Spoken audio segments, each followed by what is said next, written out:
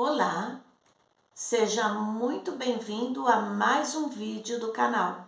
Esse é o nosso canal de teologia e hoje eu quero compartilhar uma passagem da palavra do Senhor que se encontra no Evangelho de João 11:41, que diz assim: Tiraram então a pedra e Jesus, levantando os olhos ao céu, disse: Pai, eu te agradeço porque me ouviste.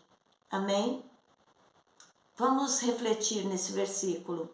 Primeiro, Lázaro ainda estava morto. O milagre ainda não havia acontecido.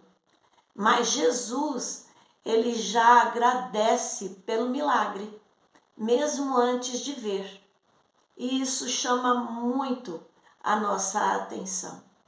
Uma outra coisa que também nos chama a atenção no versículo é que Jesus, ele não pediu com ansiedade, ele não exigiu com desespero, ele simplesmente agradeceu com fé.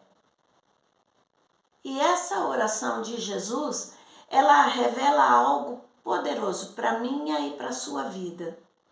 Primeiro, a fé que confia tanto no Pai, que consegue agradecer antes mesmo de ver o milagre. E esse versículo, ele particularmente, ele me chama muito a atenção porque isso me lembra a minha mãe. O sonho da minha mãe era ter uma casa. Mas era totalmente assim, longe das possibilidades do meu pai comprar uma casa. E durante muito tempo, a minha mãe ela não orava pedindo uma casa. Isso é que marcou a minha vida. A minha mãe ela agradecia a Deus pela casa que ela não tinha. E um dia aconteceu um milagre. Meu pai ele comprou uma casa. E o interessante que a minha mãe ela falava assim, ela atribuía totalmente a Deus aquele fato. Ela dizia assim, que no ano em que Deus deu a casa para ela, Deus se incumbiu de abrir todas as portas para o meu pai. Com um detalhe, foi na década de 80 e o governo ele estava passando por um período de instabilidade financeira muito grande. Foi uma época de mudança de moeda, a gente precisava comprar as coisas com ágio, pagar um ágio antes de comprar. E a minha mãe falava que Deus ele agiu de forma poderosa na vida do meu pai. Ela dizia assim que Deus ele deu a casa para ela e ele abriu todas as portas para que o meu pai pudesse comprar aquela casa. E isso me chamou muito a atenção. Todas as vezes que eu vejo esse versículo, isso me chama muito a atenção. Outros exemplos de gratidão que a gente vê na palavra do Senhor. Primeiro, Jesus no capítulo 6, versículo 11 de João, ele agradeceu aos pães antes de multiplicar.